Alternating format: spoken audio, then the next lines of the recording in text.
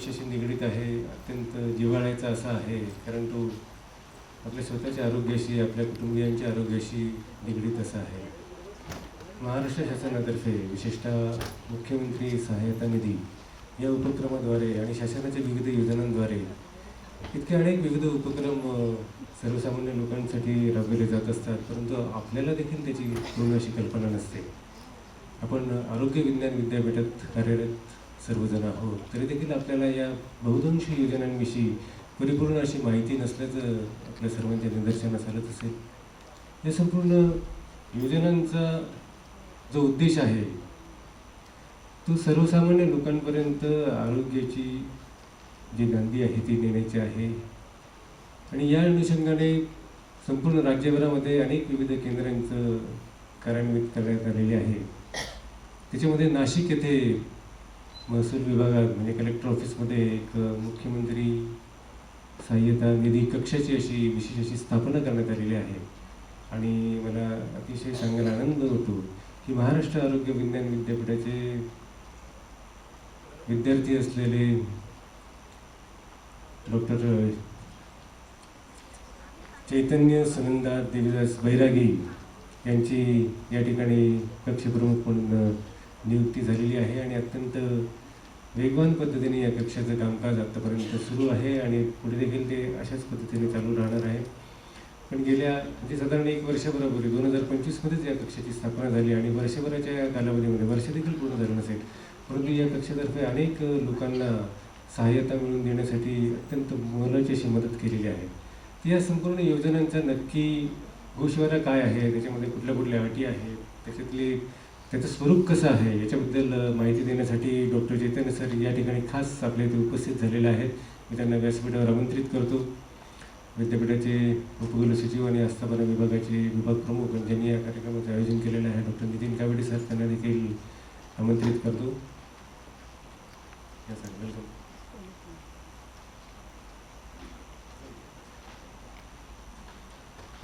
कावेडे सरांना विनंती आहे की त्यांनी विद्यापीठ परिवारातर्फे डॉक्टर चैतन्य सुनंदा देवीदास बैरागी सर यांचा सत्कार करावा.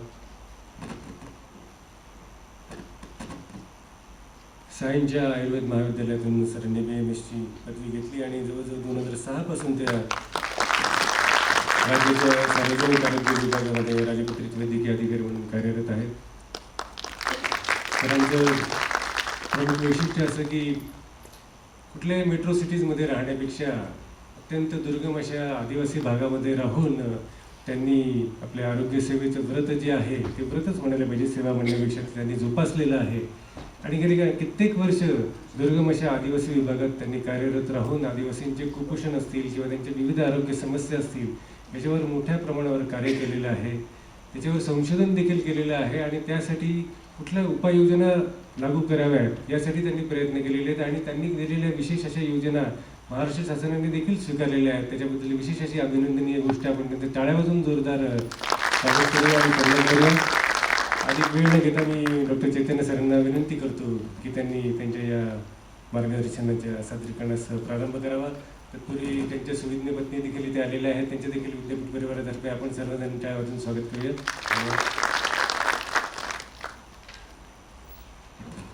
खूप खूप आभारी आहे तोरणा सर.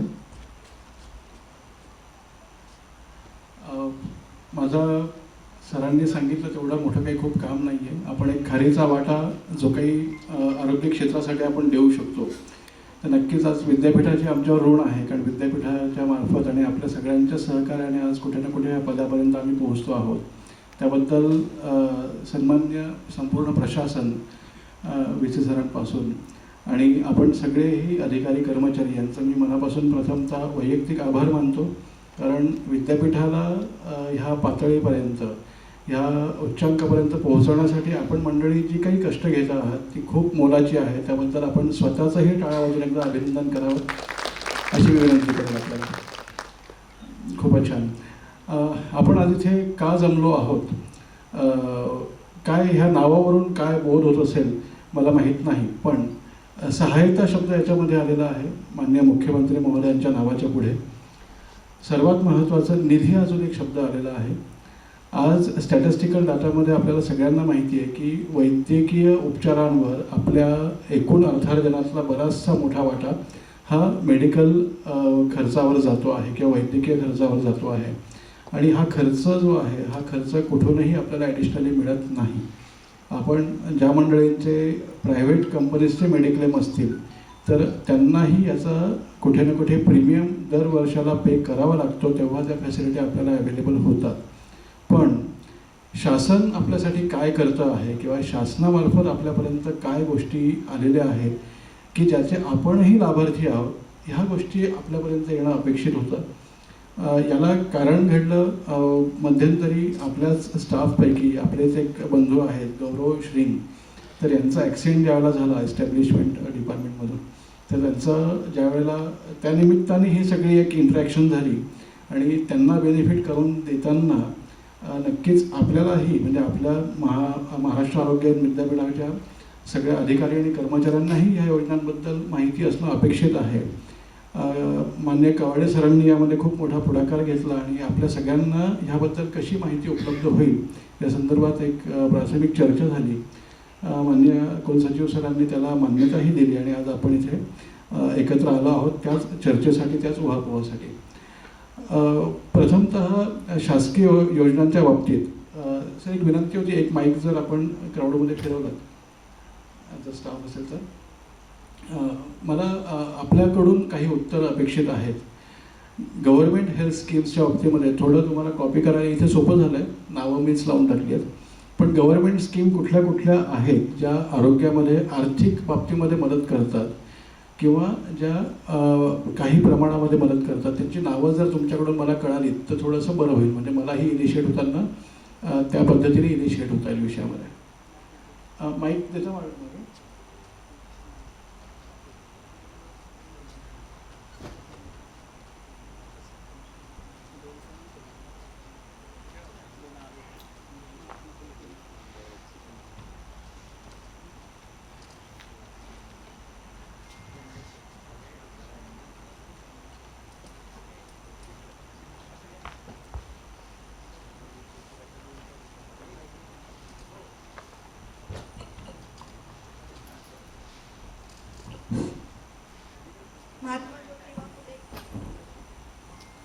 महात्मा ज्योतिबा फुले. ग्रेट. अजून very good.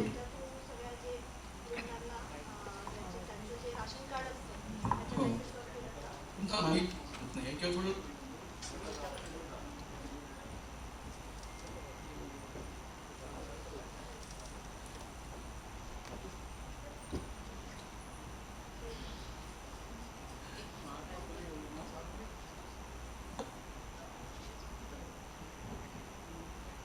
Hello.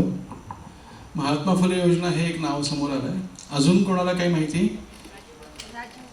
Ayushman Bharat योजना. अगेन राजीव गांधी योजना. महाराष्ट्र आपला दवाखाना योजना. Very good. अजून शिवसेना वैद्यकीय मदत कक्ष. बरं. अजून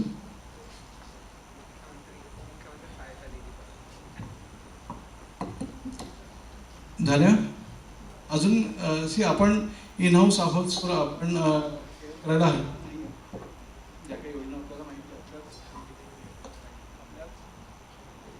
हॅलो सगळ्या बांधवांना याची मदत आहे.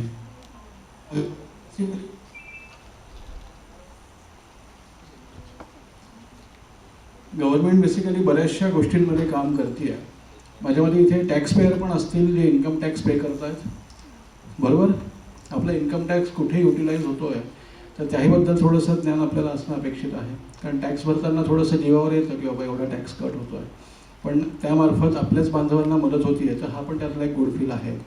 इथे ह्या स्लाईडमध्ये आपल्यासमोर चार जे काही कॉर्नर्स आहेत त्या चारही कॉर्नर्सला चार लोगोज दिसत आहे आपल्याला. मध्ये नाव आहे मुख्यमंत्री सहायता निधी व शासकीय आरोग्य योजना. आरोग्यासंदर्भातल्या ज्या काही योजना आहेत, इथे मी बोलताना ओव्हरऑल ब्रॉड स्पेक्ट्रमली आरोग्य योजनांचा अर्थ घेताना ज्या आपल्याला खाजगी वैद्यकीय व्यावसायिकांकडून मदत उपलब्ध करून देणार आहे. तर त्या संदर्भात महत्त्वाची चर्चा मी इथे करणार आहे. जसं मी बोललो की आपण इथे जी चर्चा करतो आहोत त्याच्यामागे कुठे ना कुठे आर्थिक म्हणजे निधी जो आहे हा निधी कसा उपलब्ध होतो या संदर्भात आपण बोलणार आहोत.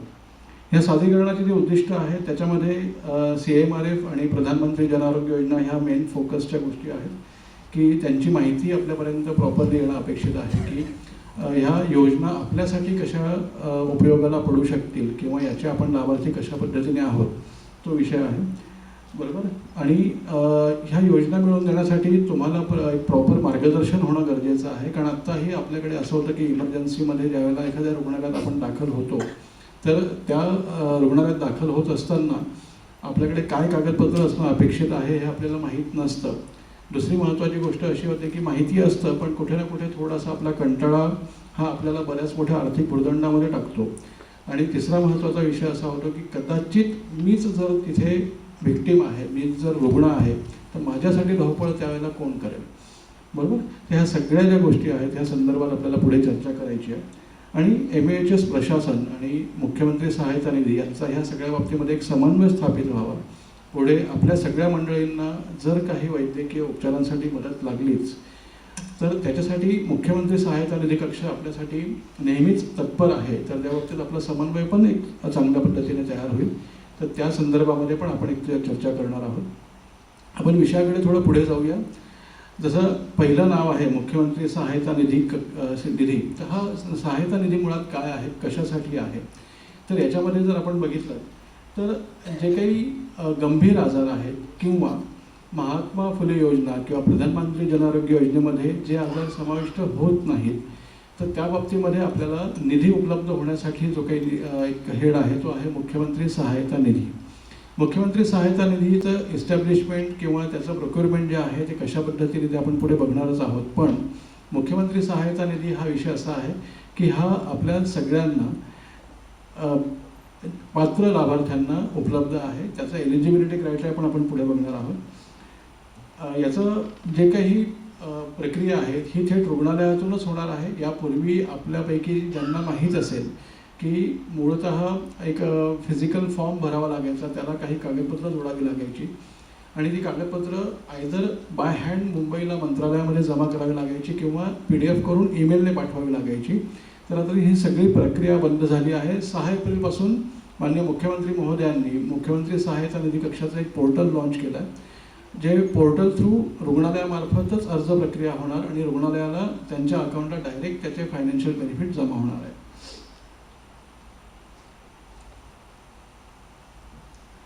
ओके. आणि ही प्रक्रिया किती पारदर्शक आणि ऑनलाईन पद्धतीने जलद होणार आहे याबद्दलही याच्यामध्ये आपण पुढे बघणार आहोत. याच्यामध्ये मुंबई सार्वजनिक विश्वस्त व्यवस्था अधिनियम 1950 अंतर्गत मुख्यमंत्री सहायता निधी या नासाची नोंदणी झालेली आहे. तर याच्यामध्ये एक महत्त्वाचा विषय आपण लक्षात घेऊया की माननीय मुख्यमंत्री महोदयांच्या अध्यक्षतेखाली हा कक्ष कार्यान्वित आहे आणि त्यांचं याच्यावर निरीक्षण मॉनिटरिंग असतं. याच्यासाठी येणारा जो काही निधी आहे हा निधी शासनाच्या कुठल्याही योजनेतून नाही, तर याच्यामध्ये मॅक्झिमम निधी हा डोनर्स किंवा जे दाते आहेत मोठमोठे ते यांच्याकडून जे काही डोनेशन्स प्राप्त होतात याच्यामध्ये आपणही खारीचा वाटा उचलतो. जसं आत्ता मुख्यमंत्री सहायता निधी कक्षासाठी जुलै-ऑगस्ट महिन्यामध्ये आपण 1 दिवसाचं आपला पगार कपात करून मुख्यमंत्री सहायता निधीला जमा केली आहे. त्याबद्दल आपल्या सगळ्यांचे मुख्यमंत्र्यांच्या उपरोक्ष आपले मी आभार मानतो. कारण त्याच्यातून आपल्या पूरग्रस्त शेतकऱ्यांसाठी जी काही मदत उपलब्ध झाली, आपला जरी खालीचा वाटा असला तरी तो फार महत्त्वाचा आहे. अशाच पद्धतीने काही मोठे मोठे दाते हे कोणी 1 कोटी, कोणी 2 कोटी, कोणी 50 कोटीसुद्धा डोनेट करतात आणि त्याच्यामार्फत ही मदत आपल्यासारख्या लाभार्थ्यांपर्यंत पोहोचवली जाते, ज्याचं माध्यम हा कक्ष ठरतो. पुढे आपण जर बघितलं तर याच्यामध्ये जो काही याचा सर्क्युलर आहे, जो काही GR आहे, शासन निर्णय आहे, तर त्याचं इथे रिफ्लेक्शन दिलेलं आहे. आणि याच्यामध्ये याचा जो सेक्शन 4 आहे त्या सेक्शन 4च्या अधिनियमानुसार वैद्यकीय प्रतिपूर्तीसाठी सुद्धा याची मदत होते किंवा उपचारांसाठी पण याची मदत होते. याच्यामध्ये आपत्तीमध्ये होणारी मदत ती इथे मी डिस्कस करत नाही आहे कारण आपण वैद्यकीय संदर्भात फक्त बोलणार आहोत. पण आपत्ती, पूरग्रस्त स्थिती आणि जातीय दंगली याच्यामध्ये होणारं जे नुकसान आहे ते याच्यामध्ये पण मुख्यमंत्री सहायता निधी मदत करत असतं. आजचा विषय आपला वैद्यकीय असल्यामुळे मी फक्त वैद्यकीय संदर्भात इथे विषय इलॅबरेट करतो आहोत. आपल्याला कागदपत्र मुख्यमंत्री सहायता निधी मदत उपलब्ध होण्यासाठी कुठली कुठली गरजेची आहे, तर याच्यामध्ये सर्वात पहिलं आहे की आपल्याला कुठली रुग्णालय याच्यामध्ये संलग्नित आहेत, तर संलग्नित रुग्णालयांमध्येच फक्त आपल्याला हा निधी उपलब्ध होणार आहे. त्याच्यामुळे त्याची यादी जी वेबसाईटवर आपल्याला उपलब्ध आहे ती गो थ्रू होणं गरजेचं आहे. याच्यामध्ये काही सर्जरी ह्या इलेक्टिव्ह असतात. इलेक्टिव्ह म्हणजे ज्या प्लॅन सर्जरी असतात. जसं मला माझे गुडघे बदलायचे आहेत, एखाद्या वेळेला मला कॅन्सर डायग्नोज झालेला आहे आणि मला त्याचं ऑपरेशन करायचं आहे, पण माझ्याकडे तेवढा वेळ आहे की मी निर्णय घेऊ शकतो की मला कुठे ऑपरेशन करायचं आहे की जिथे मला माझा आर्थिक जो त्रास आहे तो कमी होऊ शकेल. तर त्याच्यासाठी मला वेबसाईटवर आत्ता वेबसाईट अपडेशनचं काम चालू आहे, त्याच्यामुळे मी तुम्हाला आत्ता लाईव्ह दाखवू शकणार नाही, पण एक 8-10 दिवसामध्ये हॉस्पिटल्सची यादी ही वेबसाईटवर अपडेट होईल आणि ती वेबसाईटवरची जी यादी आहे ती ऑथोराईज असणार आहे. त्या रुग्णालयांमध्ये आपण गेल्यानंतर आपले जे हे खाली दिलेले डॉक्युमेंट आहे याच्यामध्ये आधार कार्ड हा एक महत्त्वाचा पार्ट आहे. आधार कार्ड आपलं प्रत्येकाचं आहेच, पण ते अपडेटेड आहे की नाही ते एकदा कन्फर्म करा. 8-10 वर्षापूर्वी मी माझं आधार कार्ड काढून ठेवलं आहे, पण त्याच्यावर पुढे अपडेशन संदर्भातली जर काही प्रक्रिया माझी झालेली नसेल तर कधीकधी ते आधार कार्ड हे ऑनलाईन व्हेरिफिकेशनमध्ये इनव्हॅलिडेट दाखवतं. तर त्याच्यामुळे आजच्या नंतर आधार कार्डच्या बाबतीमध्ये तुमच्या मोबाईलला एक एम आधार नावाचं ॲप आहे गव्हर्नमेंटचंच, ते जरी आपण डाउनलोड करून त्याच्यावर जरी आपलं आधार एकदा जनरेट करून घेतलं तरी जे UDIचं क्लाउडिंग आहे तर त्या क्लाउडवर तुमचं आधार हे अपडेट होईल आणि सिस्टीममध्ये ते सिंक्रोनाईज होईल. कारण बऱ्याच वेळेला असं होतं की आधार कार्ड आम्ही जे अनुभव घेतो आहोत तर बऱ्याच वेळेला आधार कार्ड हे बऱ्याच पूर्वी काढलेलं असतं, त्याचं कुठेही युटिलायझेशन झालेलं नसतं आणि त्या केसमध्ये अडचण अशी होते की ज्यावेळेला कुठल्याही गव्हर्नमेंट स्कीमला आपण अप्लाय करायला जातो तर ते इनव्हॅलिड दाखवतं किंवा त्याची क्रेडेन्शियल मॅच होत नाही. मग अशा केसमध्ये ती केस प्रोसीड होत नाही. तर त्याच्यामुळे आधार कार्ड हा एक मॅन्डेटरी पार्ट आहे. आधार कार्डला सबस्टिट्यूट कुठलंही नाही डॉक्युमेंटेशनच्या बाबतीत, त्याच्यामुळे आधार कार्ड हे महत्त्वाचं डॉक्युमेंट आहे. सेकंड आहे तुमचं महाराष्ट्र राज्यातलं, आपण आता इथे मुख्यमंत्री सहायता निधीबद्दल बोलतो आहोत. मुख्यमंत्री सहायता निधी हा त्या राज्यासाठीचा रिझर्व्ह फंड आहे. त्याच्यामुळे आपण महाराष्ट्र राज्याचे जे रहिवासी आहेत त्यांच्यासाठी पुरावा म्हणून आपलं रेशन कार्ड महाराष्ट्र राज्याचा किंवा रहिवासी दाखला तहसीलदारांचा 15 वर्षाचा. रहिवासी दाखले पण 2 पद्धतीने मिळतात, एक 5 वर्षाचा असतो, एक 15 वर्षाचा असतो. पण रेशन कार्ड जर असेल तर उत्तमच आहे. रेशन कार्डच्या बाबतीत पण सर्वात मोठा कन्सर्न आता सध्या आहे की आपले रेशन कार्ड्स ऑनलाईन होणं अपेक्षित आहे. इथे ऑरेंज रेशन कार्ड असलेली कोणी मंडळी असतील तर हात वर करा प्लीज. नारंगी रंगाचं रेशन कार्ड आहे, राईट? ओके. बाकी बऱ्याचशा मंडळींचं व्हाईट रेशन कार्डच असणार आहे, सफेद रंगाचं. सो आपल्याकडे हातामध्ये जी फिजिकल कॉपी आहे ती RCMS नावाची एक वेबसाईट आहे, ही तुमच्याकडे लिहून घ्यावं. तर RCMS ration card management system ही सेंट्रल गव्हर्नमेंटची वेबसाईट आहे की याच्या थ्रू आपल्याला 12 डिजिट नंबर असलेलं एक ऑनलाईन रेशन कार्ड जनरेट होणार आहे आणि हे प्रत्येकाने करून घेणं अपेक्षित आहे. कारण RCMS वेबसाईट थ्रू जर आपलं रेशन कार्ड अपडेट नाही झालं तर पुढच्या सगळ्याच योजनांसाठी ती मोठी अडचण ठरते आहे सध्या. ओके. आपल्याकडे MUHSला अजून रेशन कार्डचा कन्सर्न नाही, त्याच्यामुळे आपल्याकडे ती काही अडचण जाणवत नाही. एलिजिबिलिटीमध्ये आपल्याकडे ते डॉक्युमेंट नाही ग्रँटेड. पण सर्वात महत्त्वाचा विषय आहे की आपल्या गव्हर्नमेंट स्कीम ज्या कुठल्या असतील, आपल्यापैकी काही मंडळी शेती करणारी असतील, काही मंडळींचे छोटे व्यवसाय असतील, तर त्या सगळ्याच ठिकाणी आता RCMS वेबसाईट थ्रू जे 12 डिजिट नंबर असलेले रेशन कार्ड जनरेट होत आहेत तर ते आपल्यासाठी गरजेचे आहेत.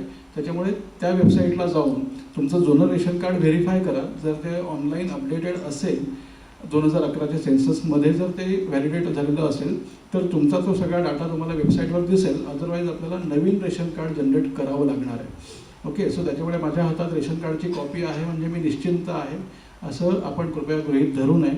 कारण गव्हर्नमेंट स्कीम्सच्या बाबतीमध्ये आता RCMSचे जे काही रेशन कार्ड्स आहेत ते आपल्याला मॅन्डेटरी आहेत प्रत्येक गव्हर्नमेंट स्कीमला. आपल्याकडे मुख्यमंत्री सहायता निधीला अजून आपण ते मॅन्डेशन केलेलं नाही, पण पुढे जे आपण स्कीम बघणार आहोत प्रधानमंत्री जन आरोग्य योजना त्याच्यासाठी मात्र ते मॅन्डेटरी आहे. पुढे आहे तहसीलदारांचा सर्टिफाय असलेला वार्षिक उत्पन्न 1,60,000च्या आत असलेला उत्पन्नाचा दाखला. सो ज्यांचं आर्थिक उत्पन्न किंवा वार्षिक आर्थिक उत्पन्न हे 1,60,000च्या आतलं आहे तर त्यांच्यासाठी मुख्यमंत्री सहायता निधी डेफिनेटली एलिजिबल आहे. तो दाखला तहसीलदारांच्या मार्फत आपल्याला इनिशिएट करून घेणं गरजेचं आहे. ती प्रक्रिया पण 1 ते 2 दिवसामध्ये होते. जी याच्यासाठी पात्र लाभार्थी असतील त्यांनी वार्षिक तो एक दाखला जनरेट करून ठेवला तर वर्षभरात तो आपल्याला कधीही उपयोगाला पडू शकेल. वैद्यकीय कारणासाठी हे दाखले इश्यू होणं अपेक्षित आहे, तर वैद्यकीय कारण त्याच्यामध्ये रिफ्लेक्ट होणं गरजेचं आहे. आपला एक प्रॉपर रजिस्टर्ड मोबाईल नंबर किंवा ऑथोराईज मोबाईल नंबर देणं अपेक्षित आहे, कारण मुख्यमंत्री सहायता निधी कक्षाकडून व्हेरिफिकेशन्सचे कॉल पेशंटला जात असतात. पुढचे जे काही अपडेट्स आहेत त्या मोबाईल नंबरला व्हॉट्सअप आणि टेक्स्ट मेसेज ह्या दोन्ही पद्धतीने जात असतात. सो त्या कन्सर्नमध्ये आपल्याकडे हा सगळा मोबाईल जो काही आहे तो ऑपरेटिंग आणि एखाद्या ॲक्टिव्ह पर्सनकडे असलेला नंबर असणं अपेक्षित आहे की जेणेकरून ही सगळी माहिती त्याला व्यवस्थित अपडेट होऊ शकेल. आणि लोकप्रतिनिधी माननीय आमदार महोदय किंवा खासदार महोदय यांचं शिफारसपत्र जर आपल्याकडे असेल तर ते पण आपण ते मुख्यमंत्री सहायता निधीसाठी अर्ज करताना अटॅच करू शकतो. हे वैकल्पिक आहे, ऑप्शनल आहे, मॅन्डेटरी नाही. त्याच्यामुळे आपल्याला हे पत्र असायलाच पाहिजे असं नाही आहे, पण आपण हे अवेल करू शकतो. ओके. सो मुख्यमंत्री सहायता निधीच्या संदर्भातला एक जो महत्त्वाचा नियम आहे तो म्हणजे 3 वर्षामध्ये एकदा जर आपण याचा लाभ घेतला असेल तर पुढे आपल्याला 3 वर्षामध्ये म्हणजे 3 वर्ष त्याचा लॉकिंग पिरियड आहे की एकदा लाभ घेतल्यानंतर पुढील 3 वर्षामध्ये आपल्याला रिपीट लाभ घेता येत नाही. घ्यायचा असेल तर त्याला विशेष बाब एक वेगळी प्रक्रिया आहे, त्याला फॉलो करावं लागतं. पण रेग्युलर ज्या रुटीन केसेस आहेत त्याच्यामध्ये आपल्याला हा निधी उपलब्ध होऊ शकतो. ओके. आता याची प्रक्रिया कशा पद्धतीने होते तर अगदी साधं आहे. जसं मी बोललो की वरचे जे कागदपत्र आहेत ते आपल्याला रुग्णालयाकडे जमा करायचे आहेत, रुग्णालय प्रशासनाकडे. ती प्रशासनाकडे जमा केल्यानंतर रुग्णालय प्रशासन त्यांच्या बाजूने त्यांच्याकडे जे पोर्टलचं लॉग इन आहे त्या थ्रू ही केस सबमिट करणार. ही केस CMRFच्या पोर्टलला आल्यानंतर त्याच्यामध्ये 5 लेवलला याची स्क्रुटिनी होते. इनिशियल स्क्रुटिनी झाल्यानंतर जर पेशंटचे जे मॅन्डेटरी डॉक्युमेंट्स आहेत तर ते जर क्लिअर असतील तर तुम्हाला 30% अप्रूव्हल हे इमिजिएटली येतं आणि 30% अमाऊंट जी आहे ही इमिजिएटली हॉस्पिटलच्या अकाउंटला आता डिपॉझिट होते. आणि पुढची जी 70% अमाऊंट आहे ती पुढची जी प्रोसिजर आहे म्हणजे सर्जिकल मॅनेजमेंट असेल, मेडिसिन मॅनेजमेंट असेल तर त्याचं युटिलायझेशन सर्टिफिकेट सबमिट केल्यानंतर 70% अमाऊंट ही हार्डली 2 ते 3 दिवसामध्ये अकाउंटला क्रेडिट होती आहे. सो आत्ता गेल्या 6 एप्रिलपासून आपण जे नवीन पोर्टल लॉन्च केलं आहे तर तेव्हापासून ही प्रोसेस अगदी फास्ट झाली आहे. ॲव्हरेजली 8 तासामध्ये पहिले अप्रूव्हल पेशंट्सला येतं आहे आणि त्यामुळे पूर्वी याला 5-7 दिवस लागायचे, पण आता ही प्रोसेस अगदीच फास्ट झाली आहे. गौरवच्या बाबतीमध्ये बराच सगळ्यांना अनुभव आहे ॲडमिनिस्ट्रेशनला की आपल्याला काय काय त्रास झाला होता, पण हे डॉक्युमेंटेशन जर क्लिअर असेल तर 8 तासामध्ये आपल्याला इमिजिएटली याचं अप्रूव्हल येत आहे. याच्यापुढे सर्वात महत्त्वाचं आहे की जे मॅन्डेटरी रूल्स आहेत त्याच्यामध्ये जोपर्यंत 100% पैसे ह्या अकाउंटला येत नाही हॉस्पिटलच्या, याचं अपडेशन आपल्या टेक्स्ट मेसेजला किंवा व्हॉट्सअपला पण येत आहे, तर तोपर्यंत पेशंट ॲडमिट राहणं हा मॅन्डेटरी रूल आहे. आपण प्रायर जर सगळे पैसे भरून डिस्चार्ज घेतला तर हे आलेले 30% अमाऊंटसुद्धा हॉस्पिटलला रिव्हर्स मंत्रालयाला करावी लागते. हा फार महत्त्वाचा नियम आहे की बऱ्याच वेळेला हा हॉस्पिटलकडून नाही सांगितला जात. हा आपल्याला माहिती असणं अपेक्षित आहे मुख्यमंत्री सहायता निधीच्या बाबतीमध्ये. ओके. कारण मुख्यमंत्री सहायता निधी हा सहायता निधी आहे. याच्यातला साधा अर्थ आपण असा समजूया की ॲडमिट झालो त्यावेळेला माझ्याकडे हे सगळ्या प्रोसिजरसाठी पैसे नव्हते म्हणून मी अर्ज केला होता सहायतेसाठी आणि ते पैसे आल्यानंतर फायनल बिलातून ते डिडक्ट होऊन बाकीची डिस्बर्समेंट मी करणार आहे. मुख्यमंत्री सहायता निधी ही एक पार्शियल सपोर्ट सिस्टीम आहे, ही कॅशलेस फॅसिलिटी नाही. हा सर्वात महत्त्वाचा मुद्दा. कॅशलेस फॅसिलिटी जी आहे ती प्रधानमंत्री जन आरोग्य योजना आणि महात्मा फुले जन आरोग्य योजना यांच्याकडे आहे, ती इकडे नाही. पुढची जी मुख्यमंत्री सहायता निधीच्या बाबतीमध्ये आपल्याला काही जरी मदत लागली तर कलेक्टर ऑफिस नाशिक, जिल्हाधिकारी कार्यालय आपल्याकडे किती आहेत नाशिकमध्ये? एकच आहे. बऱ्यापैकी आम्हाला उत्तर मिळतात की 2 कलेक्टर ऑफिस आहेत. ओके. ज्याला अशा पद्धतीने आम्ही काही ओरिएंटेशन्स घेतो. सो कोर्टची एक बिल्डिंग आणि कलेक्टर ऑफिसची बिल्डिंग असं ते समजून 2 कलेक्टर ऑफिस आहेत असं बऱ्याच वेळेला आन्सर येतं. पण कलेक्टर ऑफिस आपल्याकडे एकच आहे. कलेक्टर ऑफिसमध्ये ग्राउंड फ्लोअरला मुख्यमंत्री सहायता निधी कक्ष आहे. आपल्याला कधीही या बाबतीत मदत लागली तर डेफिनेटली आपण तिथे येऊन मदत घेऊ शकता. ओके. याच्यासाठी कुठल्या आजारांसाठी मुख्यमंत्री सहायता निधी मिळतो, ओके, तर ही त्याची एक लिस्ट आहे. कॉक्लिअर इम्प्लांट आहे. कॉक्लिअर इम्प्लांट की जो जन्मतः ज्या बाळांना ऐकू येत नाही, ओके, ज्यांना न्यूरोलॉजिकल कन्सर्न आहे आणि त्यामुळे त्यांचं ऐकणं जे आहे ते अजिबात शक्य नाही. मग त्याच्यामध्ये कॉक्लिअर ट्रान्सप्लांट नावाचं एक मेकॅनिकल इन्स्ट्रुमेंट असतं की जे आपल्याला इम्प्लिमेंट करावं लागतं, त्याची एक सर्जरी असते. तर त्या इम्प्लांटसाठी खर्च बऱ्यापैकी मोठा असतो, तर त्याच्यामध्ये आपल्याला ही मदत उपलब्ध होते. सेकंडली आहे की जे काही ऑर्गन ट्रान्सप्लांट आहेत, ऑर्गन ट्रान्सप्लांटमध्ये तुमचं हृदय असेल म्हणजे हार्ट ट्रान्सप्लांट आहे, किडनी ट्रान्सप्लांट आहे, लिव्हर ट्रान्सप्लांट आहे, फुफ्फुसं आहेत म्हणजे लंग ट्रान्सप्लांट आहे, तर याच्यामध्ये पण मुख्यमंत्री सहायता निधीमार्फत मदत उपलब्ध होते. जानेवारीपासून महात्मा फुले योजनेमध्ये याच्यासाठीच्या म्हणजे ऑर्गन ट्रान्सप्लांटसाठीच्या अमाऊंट्स वाढलेल्या आहेत, त्याच्यामुळे जास्त अमाऊंट तिकडून येत असल्यामुळे CMRFमध्ये आता सध्या त्याच्यासाठी आपण जास्त फोर्स करत नाही आहे. याच्यापुढे जे काही आहेत तर नी रिप्लेसमेंट आणि हिप रिप्लेसमेंट. नी रिप्लेसमेंट म्हणजे गुडघे बदलण्याची शस्त्रक्रिया, याच्यासाठी पण मुख्यमंत्री सहायता निधीकडून मदत मिळते. कारण ह्या सर्जरीज महात्मा फुले योजनेकडे प्रायव्हेट हॉस्पिटलला अवेलेबल नाही आहेत पॅकेजेसमध्ये, ज्या आहेत त्या GMCला आणि गव्हर्नमेंट हॉस्पिटल्सला आहेत. त्याच्यामुळे ह्या दोन्ही सर्जरी ज्या इलेक्टिव्ह आहेत तर ज्या आपण प्लॅन करून करू शकतो, तर अशा केसेसमध्ये आपण जर डिसाईड केलं तर त्याच्यासाठी पण मदत उपलब्ध होते.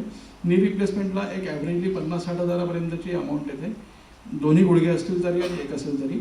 आणि हिप रिप्लेसमेंटला ॲव्हरेजली 80,000 ते 1,00,000पर्यंतची मदत उपलब्ध होते. याच्यामध्ये कॅपिंग लक्षात घेताना जे ऑर्गन ट्रान्सप्लांट आहेत सगळे यांच्यासाठी एक 2 लाखाच्या ॲव्हरेजमध्ये फंड डिस्बर्समेंट होतात, 2 लाखापर्यंतची मदत उपलब्ध होते. बाकीच्या जे काही सर्जरीज आहेत त्याच्यामध्ये आपण कॅन्सरची सर्जरी म्हणूया, हृदयाची सर्जरी म्हणूया किंवा ब्रेन सर्जरी म्हणूया, तर ह्या सर्जरीजमध्ये ॲव्हरेजली 50,000 ते 1,00,000पर्यंतच्या अमाऊंट ज्या आहेत त्या आपल्या मदतीसाठी मिळतात. याच्यामध्ये औषधोपचार आणि जे काही मॅनेजमेंट आहे जिथे सर्जरी गरजेची नाही तर त्या ठिकाणी ॲव्हरेजली 50,000पर्यंतची मदत आपल्याला होत असते. जे नवजात शिशु आहेत म्हणजे आपण ज्याला म्हणूया की प्रीटर्म डिलिव्हरी झालेली आहे किंवा कमी वजनाचं बाळ जन्माला आलेलं आहे आणि त्याला ज्यावेळेला आपण काचेच्या पेटीत ठेवण्यासाठीचं म्हणतो किंवा NICUमध्ये आपल्याला त्याला ठेवावं लागतं, तर त्याच्यामध्ये आपल्याला त्या केसेसमध्ये पण बेनिफिट होत असतात. पण त्याच्यामध्ये आईचं डॉक्युमेंटेशन हे सासरच्या नावाने असणं अपेक्षित आहे. बऱ्याच वेळेला जो अनुभव येतो की आईचं नाव हे सासरच्या नावाने म्हणजे पतीच्या नावाने चेंज झालेलं नसतं आधारला किंवा रेशनला, तर त्या कन्सर्नमध्ये बेनिफिट मिळायला थोडी अडचण येते. पण ह्या प्रोसिजर्स आपल्याकडे जी काही मंडळी आता नवविवाहित असतील किंवा परिवारात नवविवाहित असतील, सध्या सीझन पण चालू आहे, तर त्यांचं पुढचं जे महत्त्वाचं काम आहे त्यांचे डॉक्युमेंटेशन करून घेणं, त्यांचे मॅरेज सर्टिफिकेट्स इश्यू करून आधारला आणि रेशन कार्डला नाव कन्वर्ट करून घेणं हे फार महत्त्वाचं आहे. कारण ते जर नसेल तर पुढे टेक्निकली बऱ्याचशा गव्हर्नमेंट स्कीम्सला अडचणी येतात. बर्न्सचे पेशंट असतील, जळीत रुग्ण आहेत, इलेक्ट्रिक बर्न असेल किंवा रेग्युलर बर्न आहे, ह्या केसमध्ये पण आपल्याला फायनान्शियल बेनिफिट्स आहेत. सेकंडली ज्या RTA केस आहेत, रोड ट्रॅफिक ॲक्सिडेंटच्या केसेस, की ज्याच्यामध्ये 2 व्हीलरचा ॲक्सिडेंट असेल किंवा पायी चालणाऱ्या व्यक्तीला जर कोणी उडवलं असेल तर त्या केसेसमध्ये पण मुख्यमंत्री सहायता निधीकडून आपल्याला मदत उपलब्ध होते. पण त्याच्यासाठी MLC म्हणजे मेडिको लिगल केस आपल्याला स्टँड करणं गरजेचं आहे. त्याची किमान पोलीस जनरल डायरी किंवा FIR कॉपी ही आपल्याला अटॅच करावी लागते. सो जी लिगल प्रोसिजर आहे रोड ॲक्सिडेंटसाठी ती आपल्याला फॉलो करायची आहे आणि त्याच्यामध्ये पण आपल्याला मुख्यमंत्री सहायता निधीमध्ये हा निधी उपलब्ध होणार आहे. एक कीवर्ड सांगून जाईल याच्यामध्ये की RTAच्या केसेसमध्ये ज्या वेळेला आपण MLC करतो आहोत तर त्यावेळेला जर 2 व्हीलरचा ॲक्सिडेंट आहे तर वैयक्तिक 2 व्हीलर जर असेल तर त्याचा नंबर तिथे रिफ्लेक्ट होणं गरजेचं आहे. समोरच्या गाडीचा नंबर मला माहीत नसेल तर अडचण नाही, पण माझ्या गाडीचा क्रमांक मला माहिती असतो, सो तो त्या लिगल मॅटरमध्ये येणं अपेक्षित आहे.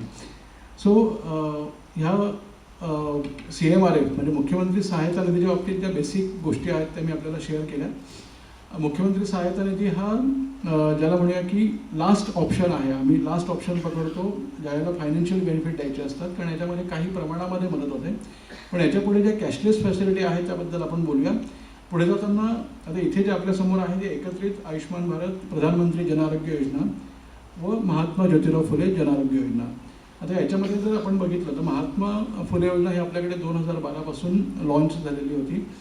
त्या गव्हर्नमेंटने गव्हर्नमेंटने म्हणजे महाराष्ट्र शासनाने ही लॉन्च केली होती आणि त्यावेळेला फक्त पिवळे रेशन कार्ड आणि नारंगी रेशन कार्ड असलेल्याच लाभार्थ्यांना ही योजना लागू होती. हा कन्सेप्ट अजूनही आपल्या डोक्यामध्ये तसाच आहे, पण हा थोडासा बदलावा लागेल की आपल्याला व्हाईट रेशन कार्ड ज्यांचे आहे तर त्यांनासुद्धा आता ही योजना लागू आहे.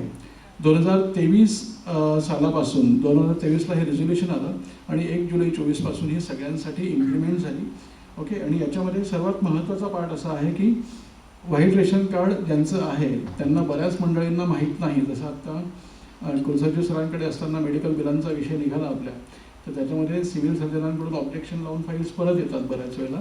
त्याच्यामध्ये रिझन तेच असतं की सदर प्रोसिजर ही प्रधानमंत्री किंवा MJPJYमध्ये असताना ही आपण MJPJY योजनेतून का नाही करून घेतली. सो त्याला कन्सर्न तोच आहे. गेल्या वर्षापासून हे ऑब्जेक्शन का लागत आहेत, कारण ते आपल्यासाठी पण आता ही योजना लागू झाली आहे ज्यांचं व्हाईट रेशन कार्ड आहे. सो त्याच्यामुळे आपल्याला व्हाईट रेशन कार्ड ज्यांचं आहे तर त्यांनासुद्धा PMJYची माहिती असणं अपेक्षित आहे. याची ठळक वैशिष्ट्य काय काय आहेत तर महाराष्ट्रातील ही सगळ्या नागरिकांना आता लागू आहे.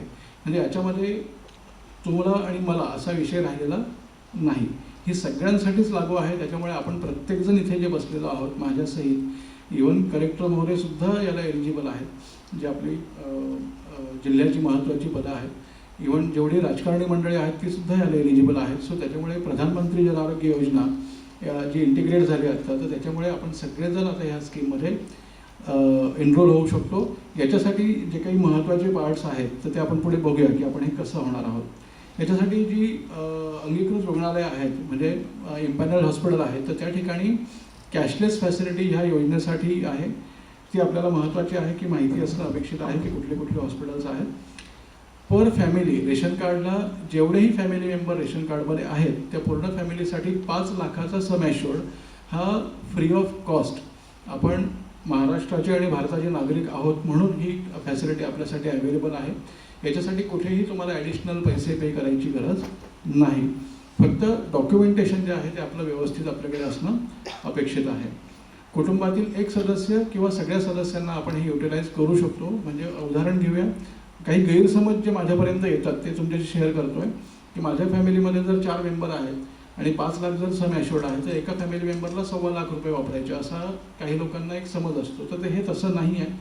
माझ्या परिवारात एकच कोणीतरी आजारी पडला आणि त्याला वर्षभरात 5 लाख रुपये लागले तर ते तसे वापरले जाऊ शकतात. त्याच्यामुळे ते फॅमिलीसाठीचं एक कॅपिटेशन आहे की ते आपल्याला लक्षात ठेवायचं आहे. दुसरं सर्वात महत्त्वाचं आहे की 34 ज्या फॅकल्टी ज्या स्पेशालिटीज आहेत त्या 34 स्पेशालिटीजपैकी सगळ्या जवळपास 2350 सर्जरींसाठी ही फॅसिलिटी अवेलेबल आहे. याच्यामध्ये छोट्या मोठ्या सर्जरी पण आल्या आणि मेजर सर्जरी ज्या आहेत अगदी ज्या कॅन्सरसारख्या असतील किंवा ज्याला आपण आता जसं मी बोललो ऑर्गन ट्रान्सप्लांटसुद्धा आहे की ज्याच्यामध्ये किडनी बदलणं असेल, लिव्हर ट्रान्सप्लांट बदलणं आहे, ट्रान्सप्लांट करणं आहे, तर ह्या सगळ्या गोष्टी त्याच्यामध्ये इन्व्हॉल्व आहेत. सो ह्या सगळ्या गोष्टींसाठी हे पॅकेजेस अवेलेबल आहेत. याच्यापैकी काही सर्जरी ज्या आहेत त्या गव्हर्नमेंट मॅन्डेटरी आहेत, तेही पुढे पुढे एक्सप्लेन करतो आहे.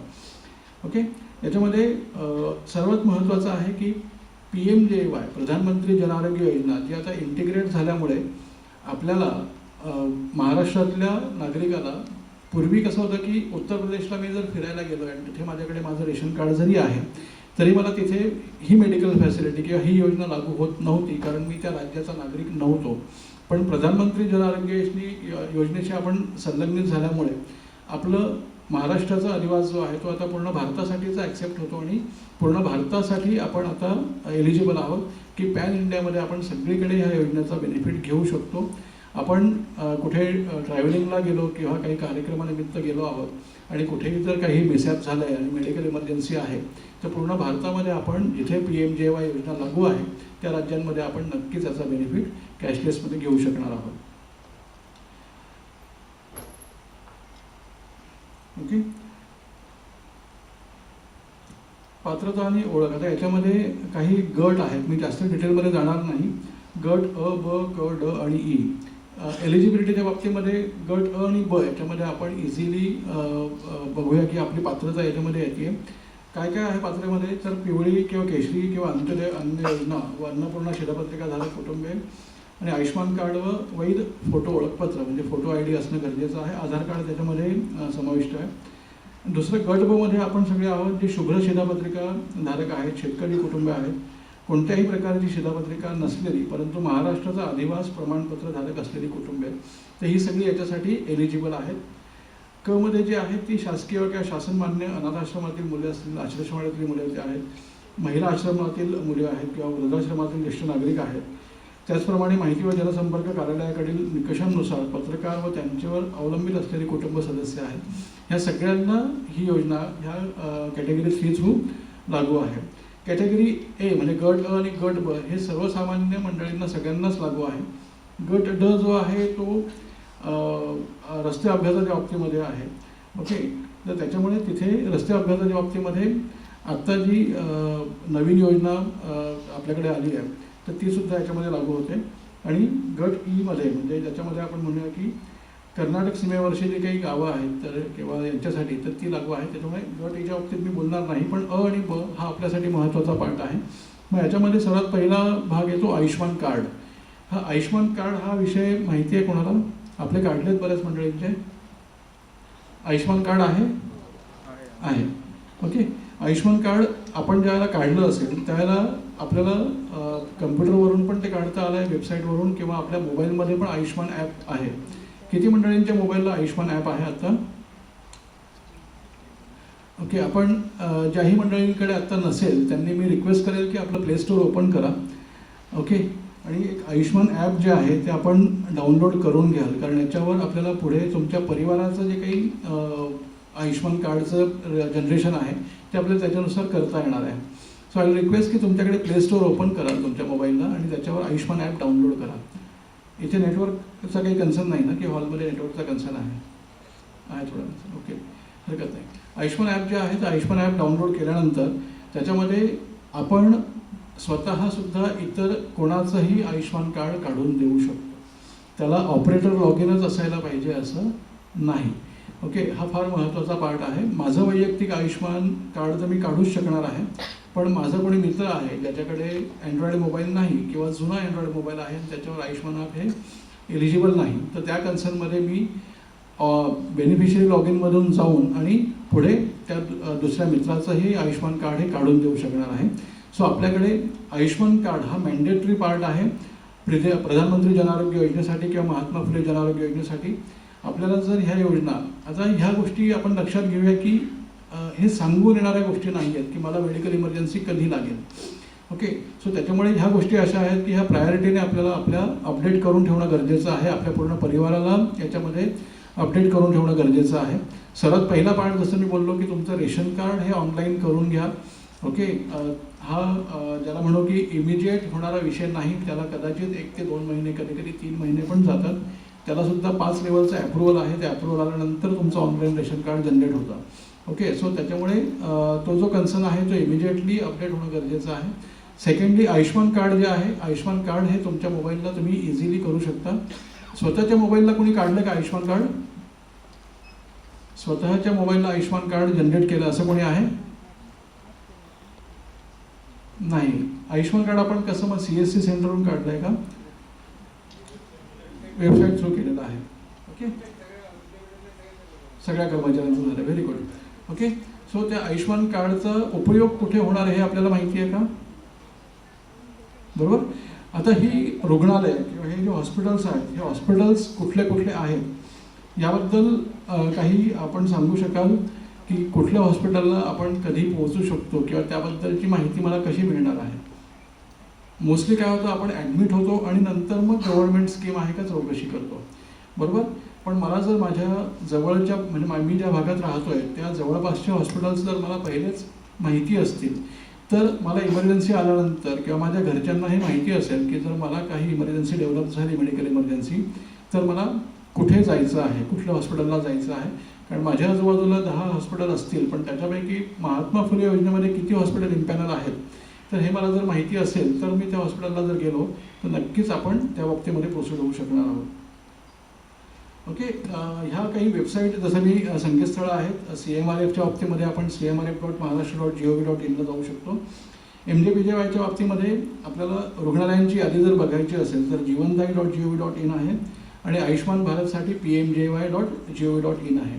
ह्या वेबसाईट ज्या आहेत ह्या वेबसाईट्सवर आपण गेल्यानंतर इथे वेबसाईट ओपन करता येईल. याच्यावर टेक्निकल पर्सन कोणी आहे म्हणजे मला इथे इमिडिएटली तुम्हाला दाखवता येईल की हॉस्पिटल सर्च कसे करायचे आहेत तुम्हाला.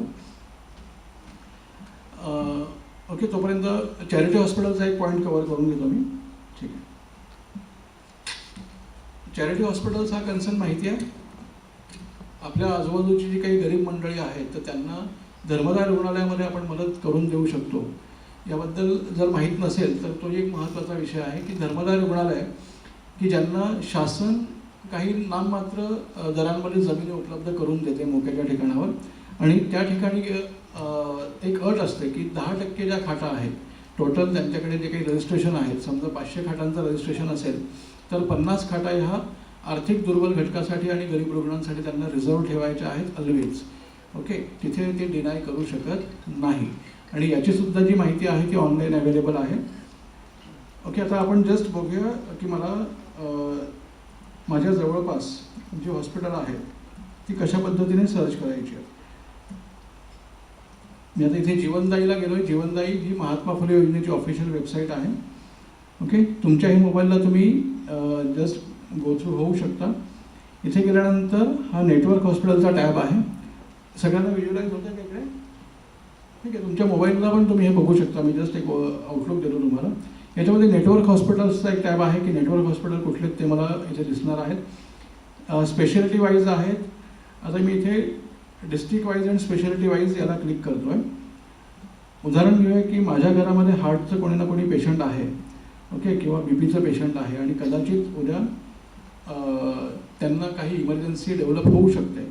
तर मला योजनेसाठी कुठले हॉस्पिटल्स आहेत, ओके, तर त्या ठिकाणी गेल्यानंतर माझं मी आयुष्यमान कार्ड आणि आधार कार्ड दिल्यानंतर कॅशलेसमध्ये त्याच्या पुढच्या सर्जरीज किंवा ऑपरेशन होणार आहेत हे जर मला पहिलेपासून नोन असेल तर मला इमर्जन्सीमध्ये हे माझ्या फॅमिलीला ओरिएंट करून ठेवता येणार आहे की बाबा मी जरी घरी नसलो तरी पण पेशंट कुठे घेऊन जायचं आहे. सेकंडली, बऱ्याच वेळेला कन्सर्न असा येतो की आपण इमर्जन्सीमध्ये कुठे ना कुठे हॉस्पिटलला जाऊन ॲडमिट होतो आणि आमच्याकडे जे आत्ता जे इन्क्वायरी येतात की बाबा आम्ही ॲडमिट तर झालो आहोत पण आम्हाला मदत कशी उपलब्ध होईल. पण ते हॉस्पिटल जर संलग्नित नाही आहे किंवा इम्पॅनल नाही आहे तर मग मात्र तिथे मला मदत उपलब्ध करून द्यायला इम्पॉसिबल आहे. ओके, लोडिंग होत आहे.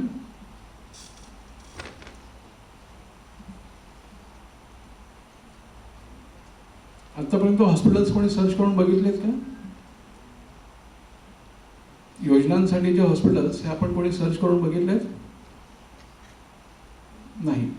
ओके, हा फार महत्त्वाचा पार्ट आहे कारण मुख्यमंत्री सहायता निधी असेल किंवा PMJY आहे किंवा महात्मा फुले जनआरोग्य योजना आहे, याच्यामध्ये कुठले हॉस्पिटल्स इम्पॅनल आहेत आणि स्पेशालिटी वाईज जर मला माहिती असेल. याच्यात एक तांत्रिक मुद्दा लक्षात घ्या आपण की मला नाव दिसतंय मल्टी स्पेशालिटी हॉस्पिटल आहे, बाहेर बोर्ड पण लागला आहे की हे महात्मा फुले योजनेअंतर्गत संलग्नित हॉस्पिटल आहे, पण तिथे सगळ्याच फॅकल्टी किंवा सगळ्या स्पेशालिटी योजनेअंतर्गत इम्पॅनल आहेत की नाही. ओके, हा सर्वात महत्त्वाचा कन्सर्न आहे. कारण बऱ्याच वेळेला आपल्याला जसं सह्याद्री हॉस्पिटलचं उदाहरण घेईल एक एक्झाम्पल म्हणून. सह्याद्री हॉस्पिटलला कार्डियक सर्जरीसाठी महात्मा फुले योजना आहे, पण न्यूरो सर्जरी किंवा ब्रेन सर्जरीसाठी तरी महात्मा फुले योजना नाही आहे. ओके, आता ह्या कन्सर्नमध्ये मला दिसताना काय दिसतंय, एवढं मोठं हॉस्पिटल आहे म्हणजे तिथे योजना आहे तर सगळ्याच गोष्टी होणार असतील. पण ॲडमिट झाल्यानंतर मला कळतं की बाबा जी ब्रेन सर्जरी मला एक्सपेक्टेड आहे ती तिथे योजनेमध्ये होत नाही आहे आणि मग मला कॅशमध्ये सगळ्या गोष्टी कराव्या लागतात की तिथला खर्च हा थोडका नसतो.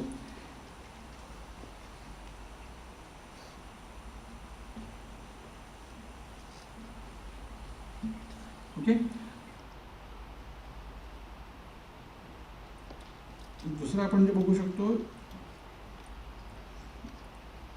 PMJYची जी वेबसाईट आहे तर त्याच्यावर पण आपण हे सर्च करू शकणार आहोत.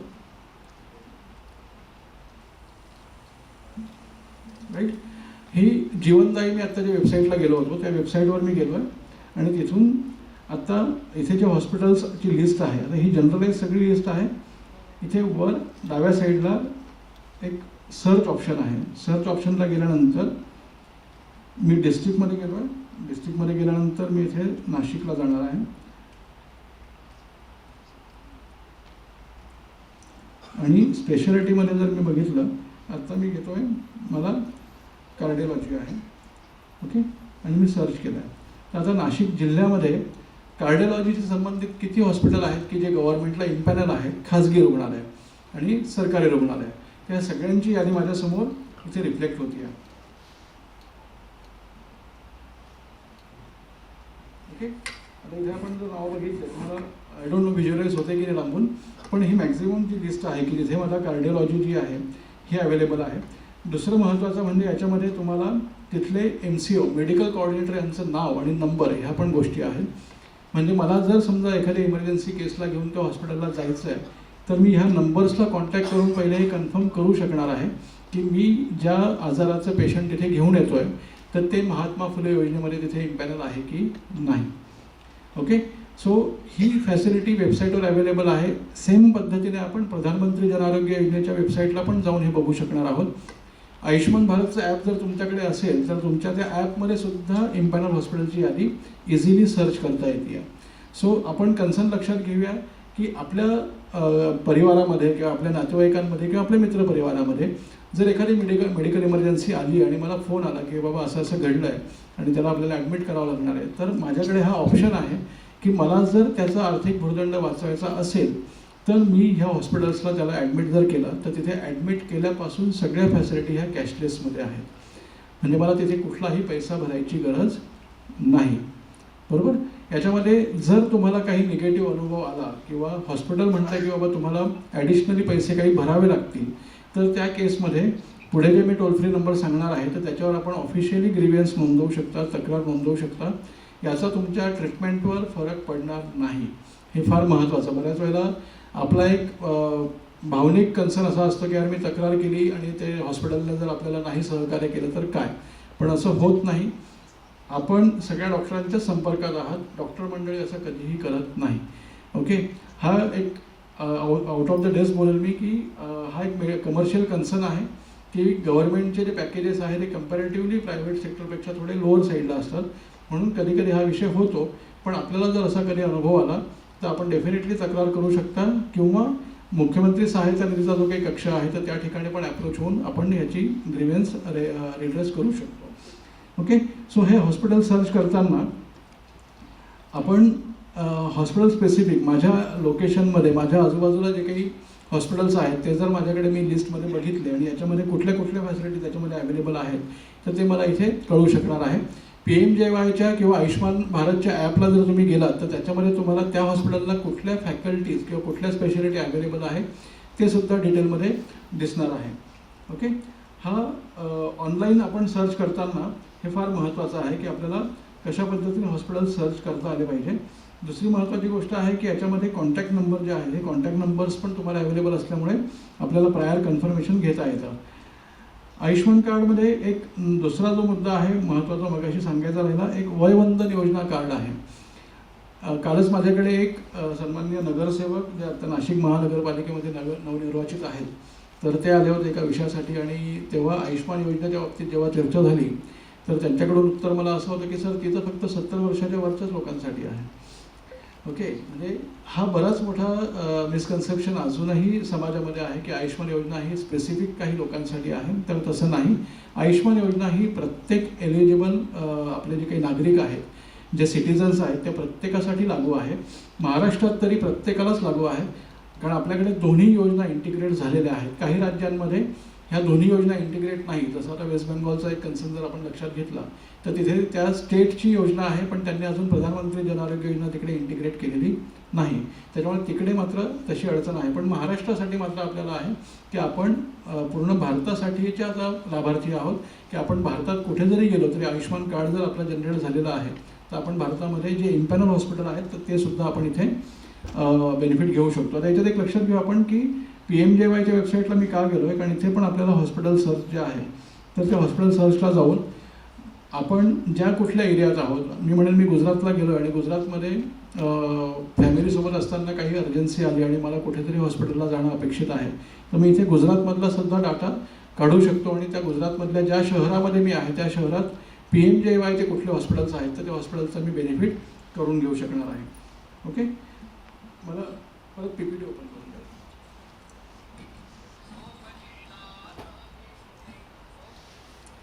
हॉस्पिटल सर्च कोणी मोबाईलला केला आता करून बघितलं असेल. इथे नेटवर्कचा कन्सर्न असेल पण आपण ज्याही वेळेला बघाल तर तुम्हाला आयुष्मान ॲप जर तुमच्याकडे असेल तर त्याच्यामध्ये हॉस्पिटल सर्च खूप सोपं आहे. तुम्ही फक्त स्टेट आणि डिस्ट्रिक्ट टाकलं की तुमच्यासमोर सगळी यादी येते आणि त्या कुठल्या हॉस्पिटलला कुठल्या फॅकल्टीज आहेत ते सुद्धा खूप इझिली समजतात. ओके, मगाशी आपण धर्मदाय रुग्णालयांच्या बाबतीमध्ये बोलत होतो. चॅरिटी हॉस्पिटल्स नाशिकमधले कुठले कुठले आपल्याला नोन आहेत? माहिती असलेलं एखादं नाव मला कळेल की नाशिकमध्ये चॅरिटी हॉस्पिटल आहे. गुरुजी रुग्णालय, नामको हॉस्पिटल आहे, doctor Vasantrao Pawar medical college आहे, इवन SMPT सुद्धा आहे, सेवा संघाचं आयुर्वेद कॉलेज आहे गणेशवाडीचं.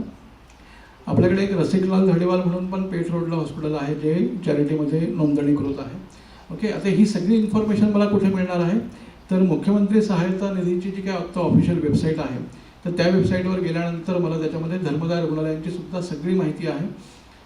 तिथे गेल्यानंतर क्लिक केल्यानंतर मला पुढे जे चॅरिटी हॉस्पिटल्स आहेत मला त्याच्यामध्ये कुठे किती बेड अवेलेबल आता आहेत हे जरी बघायचं असेल तर मला रिअलिस्टिक डाटा जो आहे तो चॅरिटी हॉस्पिटलच्या बाबतीमध्ये दिसतो आहे. चॅरिटी हॉस्पिटलच्या बाबतीमध्ये एलिजिबल जे बेनिफिशरी आहेत त्याच्यामध्ये BPL कार्डधारक जे आहेत तर ती मंडळी याच्यामध्ये ऑफिशियली एलिजिबल आहेत, ज्याला आपण पिवळं रेशन कार्ड असलेले लाभार्थी म्हणतो. तर त्यांना फ्री ऑफ कॉस्ट सगळ्या ट्रीटमेंट तिथे अवेलेबल होतात. ज्या फॅसिलिटीज, ज्या फॅकल्टीज किंवा ज्या स्पेशालिटीज त्या हॉस्पिटलमध्ये आहेत त्या फॅसिलिटीज, त्या स्पेशालिटीज त्या पेशंटला फ्री ऑफ कॉस्ट त्या हॉस्पिटलला उपलब्ध करून द्याव्या लागतात आणि त्याच्यासाठी ते कुठलाही चार्ज घेत नाही. त्याच्यासाठी पण अप्रुव्हलची एक प्रोसिजर आहे की जी प्रोसिजर झाल्यानंतर, ते अप्रुव्हल आल्यानंतर पुढची जी काही सर्जरी आहे तर ती त्याच्यामध्ये होत असते. जर डॉक्युमेंटेशन क्लिअर आहे तर हार्डली एक 6 ते 7 तासामध्ये त्याचं अप्रुव्हल येतं. याच्यामध्ये OPD लेवलच्या फॅसिलिटी पण धर्मदाय रुग्णालयामध्ये गरीब रुग्णांसाठी आहेत. गरीब रुग्ण म्हणजे ज्यांचं वार्षिक आर्थिक उत्पन्न हे 1,60,000च्या आतलं आहे. अंत्योदय की ज्यांचं वार्षिक उत्पन्न अत्यल्प 1,00,000च्या आत आहे. आणि सर्वात महत्त्वाचं म्हणजे की ज्यांच्याकडे BPL किंवा दारिद्र्य रेषेखालचा दाखला जनरेटेड आहे पूर्वीचा कधीचा, तर ती मंडळी जर असतील तर त्यांना चॅरिटीमध्ये फार लवकर मदत उपलब्ध होते. पुढचा जो महत्त्वाचा पार्ट आहे, ओके, हां, ही आपण बघूया. आता RBSK बद्दल काही माहिती आहे कोणाला? नाव पहिल्यांदाच ऐकलं असेल मी. राष्ट्रीय बाल स्वास्थ्य कार्यक्रम हा केंद्र शासनाचा उपक्रम आहे. आता ह्या सगळ्या NHA जी आहे आपली नॅशनल हेल्थ ऑथॉरिटी, तर त्यांच्यामार्फत ह्या सगळ्या गोष्टी ज्या इनिशिएट झाल्या आहेत. RBSKमध्ये जे 4 D आहेत, डिसीज आहे, डिफेक्ट्स ऑफ ॲट बर्थ आहे, डेव्हलपमेंटल डिले असेल आणि डिफिशियन्सीज आहे. तर ह्या सगळ्या कन्सर्नमध्ये आपण जर लक्षात घेतलं तर आपल्या घरात जो कोणी लहान बाळ या गोष्टींमध्ये आहे, आपल्याला डॉक्टर सांगतायत की त्याच्यामध्ये जन्मतः काही व्यंग आहे, तर राष्ट्रीय बाल स्वास्थ्य कार्यक्रमाच्या अंतर्गत 0 दिवसापासून तर 18 वर्षापर्यंतच्या लाभार्थ्यांचे, विद्यार्थ्यांचे जे काही ऑपरेशन्स याच्यामध्ये इन्क्लुडेड आहेत ते सगळे फ्री ऑफ कॉस्ट ऑपरेट होतात. याचेही इम्पॅनल्ड हॉस्पिटल आहेत. फॉर एक्झाम्पल आपल्याकडे नाशिकमध्ये जसं किम्स मानवता आहे, तर किम्स मानवतासारख्या ठिकाणी आता पेडियाट्रिक कार्डियक सर्जरी डॉक्टर लावणकर साहेब ते करत आहेत की ज्या फ्री ऑफ कॉस्ट आपल्याला करता येणार आहेत. ओके, आणि आपल्याकडे जर असे लाभार्थी आपण पेरिफेरीमध्ये किंवा आपल्या कॉलेजेस थ्रू आपल्याला ज्यावेळेला काही फीडबॅक्स येतात, सो त्याच्यामध्ये हे जर आपल्याला माहिती असेल की राष्ट्रीय बाल स्वास्थ्य कार्यक्रम हा सुद्धा एक बेनिफिट असा आहे की ज्याच्यामध्ये प्रोसिजर्स या फ्री ऑफ कॉस्ट होतात. जसं कॉक्लिअर इम्प्लांट आहे, तर कॉक्लिअर इम्प्लांट हे RBSK थ्रू सुद्धा मोफत होतं. ज्या लहान बाळांच्या हृदयाच्या शस्त्रक्रिया आहेत, आपण नाशिक कक्षामार्फत बऱ्याच लहान बाळांच्या ह्या शस्त्रक्रिया मोफत करून दिल्यात की ज्याच्यामध्ये डॉक्युमेंटेशन फक्त आणि फक्त तुमचं आधार कार्ड जे आहे ते जरी असलं तरी सफिशियंट आहे. त्याच्यामध्ये खूप मोठ्या डॉक्युमेंटेशनची गरज नाही. पण जे व्हॅलिड डॉक्युमेंट्स आहेत आईचे, बाळाच्या आईचे, हे बाळाचे वडिलांच्या नावाने म्हणजे सासरच्या नावाने असणं अपेक्षित आहे. बऱ्याच वेळेला कन्सर्न असा येतो की एज्युकेटेड फॅमिलीजमध्ये सुद्धा वर्ष 2-2 वर्ष होतात पण हे डॉक्युमेंटेशन्स क्लिअर होत नाही. आमच्याकडे बरेच लाभार्थी असे येतात की 1.5 वर्षानंतर, लग्नानंतर 1.5 वर्षानंतर बाळ झालं आहे, त्याला NRCOला ठेवायचं आहे. ओके, आणि पण तिथेसुद्धा डॉक्युमेंटेशन चेंज नसल्यामुळे त्यांना आपल्याला बेनिफिट करून देता येत नाही आणि वेळेवर हे डॉक्युमेंट्स अपडेट होणं शक्य नाही. आधारला जर आपण अपडेट करायला गेलो तर आधारला UIDला डाटा सिंक व्हायला 3 महिने घेतं जवळपास. ते इमिजिएटली होणं पण थोडंसं मुश्किल आहे. त्याच्यासाठी वेगळ्या प्रोसिजर्स आहेत. पण आपले जे काही लिगल डॉक्युमेंट्स आहेत तर त्या बाबतीत मी तुमचा कलिग म्हणून विनंती करेल की हे डॉक्युमेंट्स तुम्ही तुमच्या लेवलला अपडेट करून घेणं गरजेचं आहे.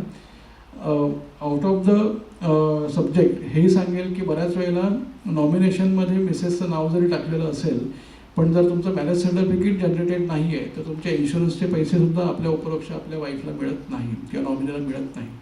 ओके, सो त्याच्यामुळे ह्या छोट्या छोट्या गोष्टी आहेत पण त्या महत्त्वाच्या आहेत, त्या आपण आपल्या बाजूने अपडेट करून घेणं गरजेचं आहे. राष्ट्रीय बाल स्वास्थ्य कार्यक्रमाच्या बाबतीमध्ये सिव्हिल हॉस्पिटल नाशिक इथे त्याचं एक सेपरेट डिपार्टमेंट आहे. त्या डिपार्टमेंटला अशा काही केसेस असतील तर त्या रेफर होतात आणि नाशिक सिव्हिल हॉस्पिटलला किंवा आपलं जे सेकंडरी ट्रीटमेंट सेंटर आहे किंवा टर्शरी आहे आपल्याकडे संदर्भ सेवा रुग्णालय, तर त्या ठिकाणी ज्या फॅसिलिटी अवेलेबल नाही, तर RBSK जे प्रायव्हेट इम्पॅनल हॉस्पिटल आहे तर त्या ठिकाणी ह्या सगळ्या सर्जरीज अवेलेबल होतात आणि त्याचा जो बेनिफिट आहे तर तो बेनिफिट आपल्याला तिथे करून घेता येणार आहे. लहान बाळांच्या बाबतीतला काही जरी कन्सर्न असेल तर तुम्ही RBSK थ्रू एकदा गायडन्स घेणं अपेक्षित आहे. म्हणजे आपल्याला जे काही प्रायव्हेट सेक्टरमध्ये त्याच्यासाठी लागणारे पैसे आहेत ते आपल्याला पूर्णपणे वाचू शकतील. ओके. डिस्ट्रिक्ट सेलकडून आत्तापर्यंत ज्या काही इनिशिएटिव्ह घेतल्या गेल्या CMRFच्या मुख्यमंत्री सहायता निधीचा एक छोटासा ओव्हरलुक आपण इथे घेतो आहोत. जवळपास आपण 4131 कम्युनिटी हेल्थ कॅम्प्स आत्तापर्यंत घेतले आहेत. 4,87,071 हेल्थ कॅम्प जे आहेत ते आपल्याला टोटली बेनिफिटेड कम्युनिटी आहे. याच्यामध्ये ब्लड टेस्ट जवळपास 27,000च्या वर आपण केल्या गेल्या आहेत आणि सर्वात महत्त्वाचं म्हणजे 13,700 पेशंट्सला आपण काही ना काही स्कीममध्ये रेफर करून त्यांचे ऑपरेटिव्स जे आहेत ते वर्षभरामध्ये, हा महाराष्ट्राचा डाटा आहे, नाशिकचा डाटा याच्यामध्येच इन्क्लुडेड आहे. श्री गणेश आरोग्याचा आपण एक हेल्थ इनिशिएटिव्ह घेतला होता. गणपती मंडळं आणि खाजगी रुग्णालय यांच्या समन्वयाने CMRF थ्रू हा एक स्पेशल इनिशिएटिव्ह कंडक्ट केला गेला होता की ज्याच्यामध्ये आपण मेडिकल कॅम्प्स घेऊन आणि त्यामध्ये स्क्रीन झालेल्या पेशंट्सला ते जर कुठल्या गव्हर्नमेंट स्कीममध्ये एलिजिबल आहेत तर त्या थ्रू त्यांचे ऑपरेटिव्स आपण करून दिले होते. नमोनेत्र संजीवनी स्वास्थ्य अभियान हे सुद्धा हा एक पंधरवडा राबवला गेला होता कक्षाकडून की ज्याच्यामध्ये MUHSचाही याच्यामध्ये खूप मोठा रोल होता. कारण आपण MUHS थ्रू ऑप्थॅल्मिक सोसायटी जी आहे ती आणि प्लस GMCs, तर ह्या GMCsच्या कन्सर्नने आपण स्क्रीनिंग केल्या गेल्या होत्या आणि त्याच्यामध्ये CSR सुद्धा आपण जनरेट करून आणि त्या थ्रू मोफत सर्जरीज आणि प्लस स्पेक्टॅकल म्हणजे चष्मे वाटप हे त्यामार्फत आपण केलेलं होतं. चरण सेवा एक वेगळा इनोव्हेटिव्ह प्रोग्राम होता मुख्यमंत्र्यांच्या मनातला की आषाढी वारी जी आपली निघते तर त्या वारीच्या वेळेला वारकऱ्यांना त्यांचा जो थकवा आहे तो कमी करण्यासाठी काही मदत होऊ शकेल का. तर त्यावेळेला महाराष्ट्र आरोग्य विज्ञान विद्यापीठ यांच्या अंतर्गत असलेले आपले फिजिओथेरपी कॉलेजेस आणि आयुर्वेद कॉलेजेस तर यांचे पंचकर्म विभाग आणि फिजिओथेरपीचे रिलॅक्सेशन टेक्निक्स तर यांच्यामार्फत आपण ज्याही ठिकाणी दुपारचा विसावा आणि रात्रीचा मुक्काम असायचा तर त्या ठिकाणी आपल्या ह्या टीम डिप्लॉय केल्या गेल्या होत्या आणि त्या ठिकाणी त्यांच्यामार्फत खूप चांगली सेवा तिथे दिली गेली आणि वारकऱ्यांमध्ये एक तो खूप पॉझिटिव्ह इम्पॅक्ट पडला होता. जवळपास 5 लाख वारकऱ्यांपर्यंत आपण पोहोचू शकलो आणि त्यांना अगदी साध्या पद्धतीने म्हणजे फक्त पायाची मालिश करून देणं आहे आणि त्याला वाफ देणं आहे आणि त्याचप्रमाणे फिजिओथेरपीच्या ज्या काही मसल रिलॅक्सन टेक्निक्स आहेत तर त्या गोष्टी आपण करून आणि त्यांना एक चांगला बेनिफिट दिला. एक वेगळा उपक्रम होता पण छान उपक्रम होता. याच्यामुळे विद्यार्थ्यांमध्ये एक खूप वेगळी भावना तयार झाली कारण आपल्याला माहिती आहे वारकऱ्याला तुम्ही कधीही भेटलात ओके तर तो जाताना हा आशीर्वाद देऊनच जाणार आहे आणि आपण ज्यावेळेला त्यांच्या पायाला हात लावतो तर ते आपल्या पायाला हात लावतात. ओके. वारकरी संप्रदायाचा एक खूप मोठा आणि वेगळा नियम आहे पण ज्यावेळेला त्या विद्यार्थ्यांपर्यंत ह्या गोष्टी गेल्या की भारताची ही संस्कृती काय आहे, महाराष्ट्राची ही संस्कृती काय आहे तर त्यावेळेला एक खूप पॉझिटिव्ह इम्पॅक्ट सोशल आस्पेक्टमध्ये तयार झाला आणि विद्यार्थ्यांचे खूप पॉझिटिव्ह फीडबॅक होते. वारकऱ्यांचे तर होतेच पण आपल्या विद्यापीठाच्या विद्यार्थ्यांचे फीडबॅक होते की ह्या उपक्रमामुळे एक वेगळं आयुष्य आम्हाला बघायला मिळालं.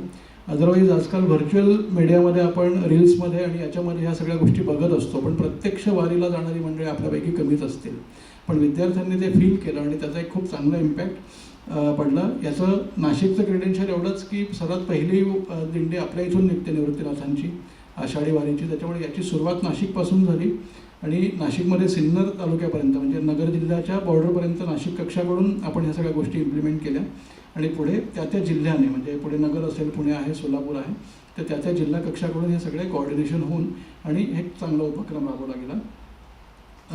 काही मीडियामधल्या ज्या काही कन्सर्न्स आहेत तर ते इथे जस्ट मी प्रेझेंट करतो आहे. काही पेपर न्यूज ज्या मुख्यमंत्री सहायता निधीचं कक्षाचं उद्घाटन गेल्या 1 मेला 2025 माननीय कुंभमेळा मंत्री गिरीश महाजन यांच्या हस्ते झालं होतं आणि विभागीय आयुक्त डॉक्टर गेडाम सर यांच्या हस्ते. जिल्हा कक्ष हा डिसेंट्रलाइज करण्यामागे माननीय मुख्यमंत्र्यांचा हाच महत्त्वाचा रोल होता की आज जिल्हा कक्षाला ॲप्रोच होणं हे स्थानिक लोकांसाठी खूप सोपं आहे. पूर्वी मंत्रालयामध्ये एकच कक्ष असल्यामुळे मला माझे सगळे कागदपत्र घेऊन मंत्रालयात जावं लागायचं आणि तिथून ती मदत उपलब्ध करावी लागायची. पण आता जिल्हा कक्षाकडे ही सुविधा उपलब्ध झाल्यामुळे मेडिकली किंवा चॅरिटी संदर्भातले जरी काही कन्सर्न असतील किंवा आउट ऑफ द वे जाऊन जरी काही मदत अपेक्षित असेल तरीसुद्धा जिल्हा कक्षाकडून ती करून दिली जाते. आणि बऱ्याचशा पेशंट्सला ज्याचं डॉक्युमेंटेशन इथे करणं खूप म्हणजे वेळ कमी पडेल, पण अशा बऱ्याचशा पेशंट्सला आपण आउट ऑफ द वे जाऊन मदत केलेली आहे. फॉर एक्झाम्पल आता इथे एका म्हसरूळमध्येच रोड ॲक्सिडेंट झालेला आणि पेपरमध्ये अपील आलं होतं. त्या अपीलला आपण रिस्पॉन्ड करून त्या तरुणीला पण आपण मदत उपलब्ध करून दिली होती. त्याचप्रमाणे 690 ग्रॅमचं बेबी होतं. त्या 690 ग्रॅमच्या बेबीला साफल्य हॉस्पिटलला जवळपास 80 दिवस ठेवावं लागलं होतं. तर त्या कन्सर्नमध्ये सुद्धा साहजिक आहे, 80 दिवस बाळाला ठेवणं म्हणजे फायनान्शियल बर्डन सोपं नव्हतं फॅमिलीकडे, पण तिथेही CMRFने मदत केली आणि त्या बाळाला आज आपण जन्म तर झालाच होता, पण त्याला पुढचं आयुष्य आपण देऊ शकलो याचं एक वेगळं समाधान कक्षामार्फत आहे.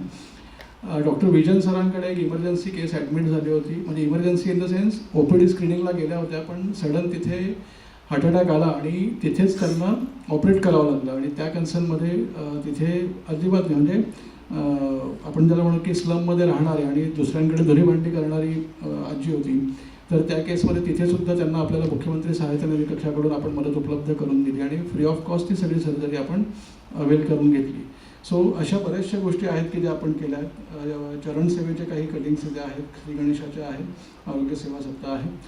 माझ्या बाजूने एकच आवाहन मी आपल्याला करेल की आपला एक सल्ला हा फार महत्त्वाचा ठरू शकतो.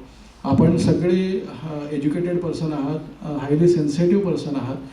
आपण आपल्या हाताखालून आज डॉक्टर्स घडवतो आहोत आणि त्या डॉक्टरांचा समाजाला उपयोग होण्यासाठी जी काही यंत्रणा आहे, शासकीय यंत्रणा, तर त्या संदर्भातली थोडीशी माहिती इथे मी जस्ट एक आपण धावता ओव्हरलूक घेतला आहे. पण याच्यामध्ये थोडंसं आपण ज्या पद्धतीने मोबाईल्सला रील्स बघत असतो आणि वेळ घालवत असतो, तसं ह्या योजनांबद्दल थोडीशी माहिती जर अपडेट करून ठेवली तर तुमच्या सल्ल्याने नक्कीच एखाद्या व्यक्तीला खूप मोठी मदत होईल. दुसऱ्या पद्धतीने अजून म्हटलं तर त्याचा आर्थिक भार कमी करण्यासाठी पण आपण हा एक सल्ला महत्त्वाचा ठरेल. आपण जनरलाइज बघतो आपल्याकडे बऱ्याच वेळेला सोशल मीडियावर वेगवेगळे अपील येतात की अरे असं असं ऑपरेशन आहे आणि त्याला आर्थिक मदतीची गरज आहे. मग त्यावेळेला आपल्याला इमोशनली खूप वाटतं की यार मदत करायला पाहिजे, पण माझ्याकडेच खिशात काही नाही तर मी मदत कशी करणार आहे. पण माझ्याकडे जर हे नॉलेज आहे तर ह्या नॉलेजमार्फत मी नक्कीच त्याला काही ना काही फायनान्शियल बेनिफिट हा या शासकीय यंत्रणेकडून कसा होईल याच्यासाठी नक्कीच पुढाकार घेऊ शकतो. पण त्याच्यासाठी मला माझं नॉलेज अपडेट करून ठेवणं गरजेचं आहे. माझ्या परिवारात उद्या काही इमर्जन्सी आली आणि हे नॉलेज जर माझ्याकडे असेल तर नक्कीच मी त्याच्यासाठी मदत उपलब्ध करून देऊ शकेल.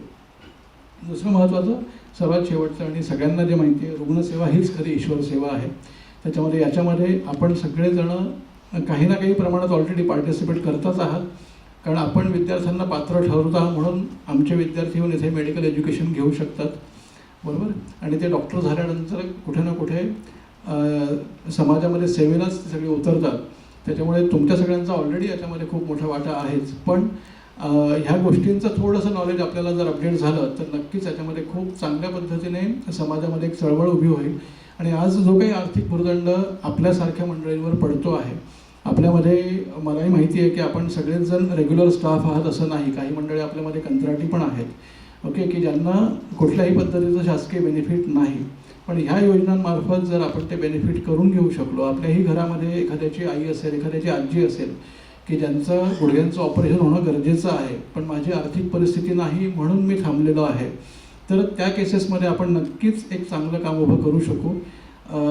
ज्या गव्हर्नमेंट मेडिकल कॉलेजेस आहेत किंवा गव्हर्नमेंट हॉस्पिटल आहे त्या ठिकाणी फ्री ऑफ कॉस्ट नी रिप्लेसमेंटचे ऑपरेशन्स होतात, free of cost heap replacement म्हणजे खोबा बदलण्याचे ऑपरेशन्स होतात.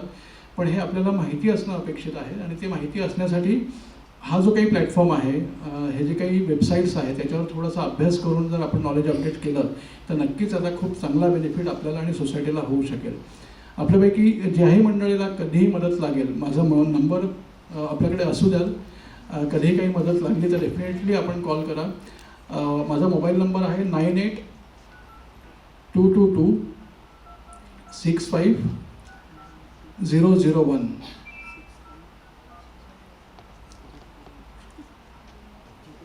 9822265001. डॉक्टर चैतन्य बैरागी.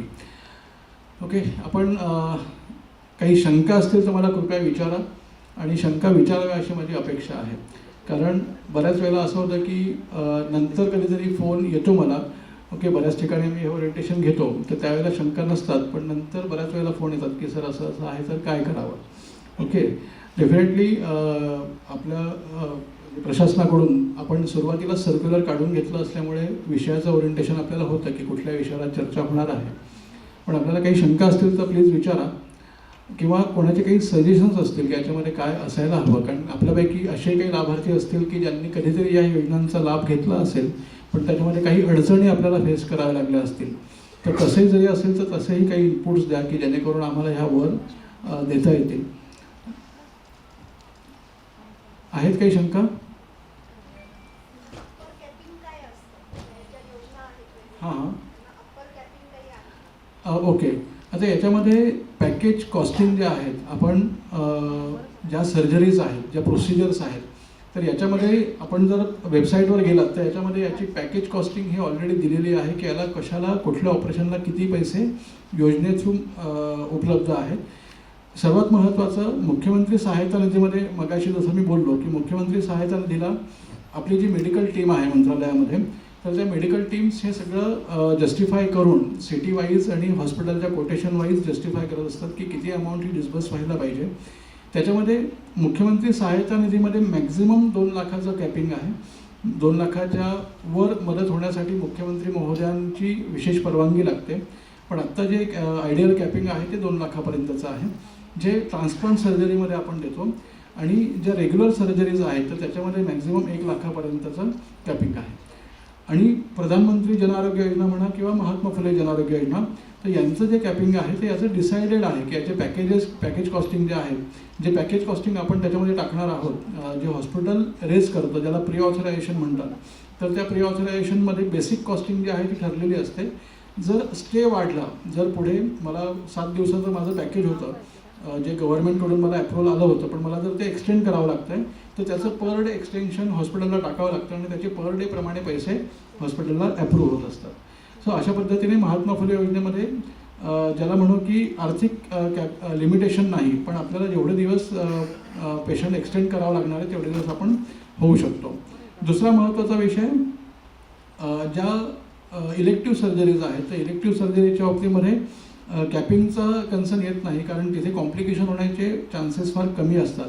पण इमर्जन्सी कन्सर्न्समध्ये किंवा पॉलिट्रॉमाच्या cases, polytrauma in the sense की ज्याला फ्रॅक्चर पण आहे, मेंदूलाही मार लागलेला आहे, डोळ्यालाही दुखापत झालेली आहे, की ज्याच्यामध्ये मल्टिपल फॅकल्टी इन्व्हॉल्व आहेत, तर त्या केसेसमध्ये आपल्याला किंवा मल्टिपल स्पेशालिटी इन्व्हॉल्व आहेत, तर त्या केसेसमध्ये वेगळे वेगळे प्री ऑथरायझेशन रेज करून त्या सगळ्या सर्जरीसाठी पैसे आपल्याला उपलब्ध करून घेता येतात.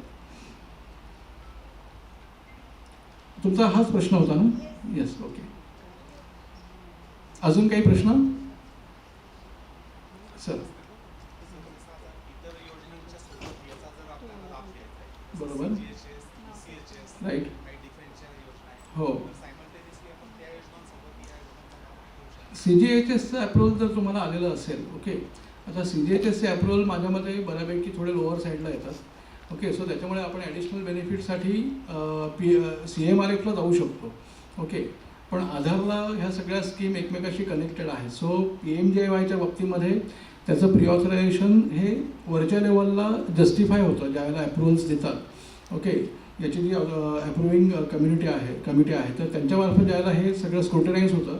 Sir CGHS through depends on surgery की कुठल्या सर्जरीला पॅकेज कॉस्ट अवेल झालं आहे, आणि हे जर PMJYच्या प्रोसिडिंगमध्ये असेल का त्याला आपण ॲडिशनली बेनिफिट देऊ शकणार आहोत, तर PMJYमध्ये पण आपल्याला ते कन्सर्न्स येतात.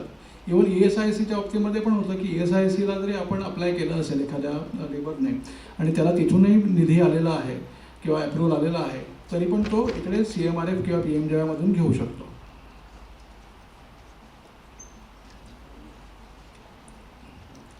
विचारा काय प्रश्न? नाही, ओके.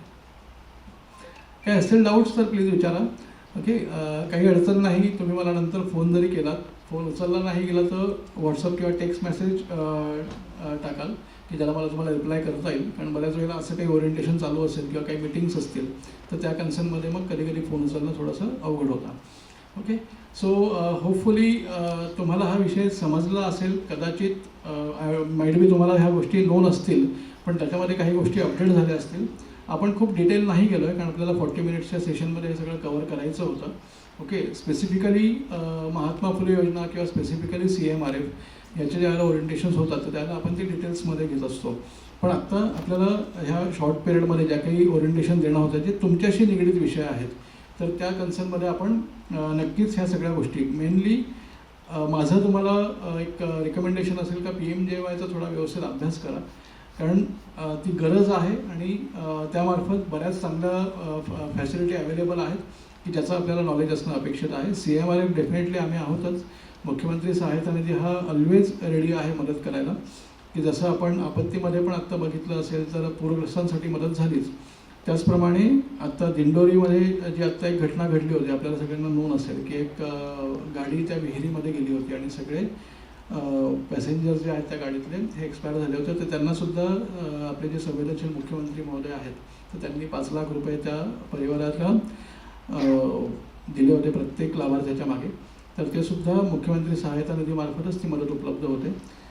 बऱ्याच केसेसमध्ये हाही अनुभव आहे की पूरग्रस्तांसाठीचा जसा विषय आहे तसा आपत्तीमध्ये इतर जे काही विषय येतात तर त्या विषयांमध्ये जसं सोग्रस फाट्याला जर माईट बी तुम्हाला आठवत असेल की एका पिकअपने 9 विद्यार्थ्यांना उडवून दिला होता चांदवडजवळ जो सोग्रस फाटा आहे, तर त्या केसमध्ये पण पूर्णपणे मोफत आपण त्यांना सगळ्यांना उपचार उपलब्ध करून दिले होते, कारण त्या केसमध्ये मास कॅज्युअल्टी झाली होती आणि तिथेसुद्धा त्यांना बऱ्यापैकी मेडिकल इमर्जन्सी डेव्हलप झाल्या होत्या. त्याच्यामध्ये एक डेथ पण झाली होती, पण त्या डेथला आपण बेनिफिट नाही देऊ शकलो, पण ज्या काही पेशंट ॲडमिट होते त्या सगळ्यांना कॅशलेसमध्ये आपण सगळ्या फॅसिलिटी अवेलेबल करून दिल्या होत्या. सो असे वेगळे उपक्रम चालू असतात. आपल्या मुख्यमंत्री सहायता निधी कक्ष जो आहे राज्यस्तरावर याचे जे OSD आहेत श्री रामेश्वर भाऊ नाईक, तर यांच्या अध्यक्षतेखाली ह्या सगळ्या गोष्टी चालतात की ज्याच्यामार्फत आपण हे सगळे फॅसिलिटीज CM सरांथ्रू इम्प्लिमेंट करून घेऊ शकतो. मुख्यमंत्री महोदय हे नेहमीच ह्या सगळ्या गोष्टींसाठी खूप अपिलिंग असतात. आणि दुसरी महत्त्वाची गोष्ट, आत्ता जे पोर्टल लॉन्च केलं आहे तर याच्यामध्ये मुख्यमंत्री महोदयांचा वैयक्तिक फॉलोअप होतात. दर महिन्याला मीटिंग व्हायची की हे पोर्टल कधी लॉन्च होणार आहे, कारण पूर्वीची पद्धत जर तुमच्यापैकी कोणाला माहिती असेल तर जिल्हा कक्षाकडे किंवा सिव्हिल सर्जनांकडे सही घेण्यासाठी जावं लागायचं, त्याच्यामध्ये दिवस निघून जायचा, डॉक्युमेंटेशन करण्यामध्ये बरंच अडचणीचं होतं. पण आता खूप सोपं झालं आहे आणि मुख्यमंत्री सहायता निधी हा विदिन अ डे आता अप्रुव्हलला आला आहे. ही खूप मोठी अचिव्हमेंट आहे. आपण सगळ्यांनी मला खूप शांतपणे ऐकून घेतलं. पोस्ट लंच सेशन असताना थोडीशी अडचणच असते, ओके, आणि पण तुम्ही सगळ्यांनी खूप चांगलं कॉपरेट केलं, त्याबद्दल आपले सगळ्यांचे पूर्ण MOHS प्रशासन माननीय VC सर यांचं मनापासून मी आणि कुलसचिव सर यांचं मनापासून आभार मानेल. कवाडे सर आहेत आमचे विभांडिक जे आहेत की ज्यांनी पर्सनली फॉलोअप घेऊन या गोष्टी बऱ्याचशा फॉलो केल्या, आणि आमचे गुरुतुल्य स्वप्नील तोरणे सर, कारण विद्यापीठामध्ये पाय ठेवल्यावरची पहिली व्यक्ती म्हणजे माझ्या ग्रॅज्युएशनच्या वेळेला 2002 साली ज्यावेळेला आपलं हे इनॉग्रेशन झालं, तर त्यावेळेला सर्वात पहिली व्यक्ती तोरणे सर आम्हाला भेटले होते आणि त्यावेळेला विद्यार्थी म्हणूनही त्यांनी तेवढं सहकार्य केलं. आणि आज तुमच्या सगळ्यांच्या शुभेच्छांमुळे आज ह्या स्टेजवर आहे, तरीसुद्धा त्यांचं सहकार्य तेवढंच पॉझिटिव्ह आहे. त्याबद्दल आपल्या सगळ्यांचे मनापासून आभार. खूप खूप धन्यवाद. थँक्यू.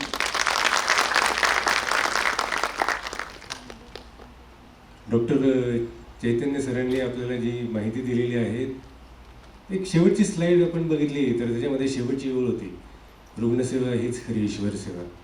मला असं वाटतं संपूर्ण जे सादरीकरण होतं त्या सादरीकरणाचं सारच त्याच्यामध्ये होतं. आणि चैतन्य सर अगदी विद्यापीठाचेच आपले विद्यार्थी असल्यामुळे त्यांच्याशी पहिल्यापासून संपर्क होताच.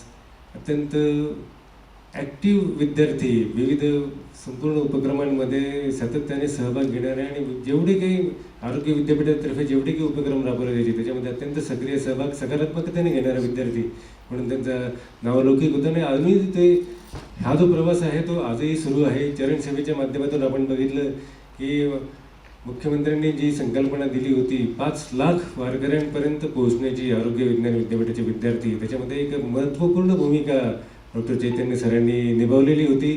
आज त्यांनी आपल्या सर्वांना मार्गदर्शन केलं, अत्यंत महत्त्वाची आणि मोलाची माहिती दिली. केवळ आपल्या स्वतःपुरतं नाही, आपल्या कुटुंबापुरतं नाही, तर आपल्या आजूबाजूचे नातेवाईक, परिसरातले मित्रपरिवार या सगळ्यांना देखील या माहितीचा अत्यंत मोठ्या प्रमाणावर उपयोग होईल. कारण आपण ज्यांना माहितीचं देवाणघेवाण करत राहू त्याच्यातून अनेकांचे प्राण वाचू शकतील, अनेकांना आर्थिक सहाय्य मिळू शकेल. आणि चैतन्य सर आपल्याला सहाय्य करण्यासाठी कायम उपस्थित आहेतच. त्यांनी स्वतःचा संपर्क दिलेला आहे. इथल्या कक्षाचे ते अध्यक्ष आहेत. त्यांनी आपल्याला जे मार्गदर्शन केलं त्याच्याबद्दल आपण संपूर्ण विद्यापीठ परिवारातर्फे त्यांच्या टाळ्या वाजवून जोरदार धन्यवाद देऊया. त्यावेळी सरांनी पुढाकार घेऊन इतक्या सुंदर अशा उपक्रमाचं आयोजन केलं. सर्व विभाग प्रमुखांनी देखील सहाय्य केलं. आधी ते सर्व अधिकारी वर्ग इथे उपस्थित आहे. कर्मचारी देखील महत्त्वाचे अनेक मीटिंग्स सगळ्या करून देखील इथे आवर्जून आलेले आहेत. त्याच्याबद्दल सर्वांचे पुनश्च एकदा आभार मानतो आणि हा कार्यक्रम कावेडी सरांच्या परवानगीने इथे संपला असं जाहीर करतो. बाहेर लॉबीमध्ये आपल्या सर्वांसाठी चहा पाण्याची व्यवस्था केलेली आहे. त्याचा आस्वाद आपण जरूर घ्यावा. मनपूर्वक धन्यवाद. थँक्यू.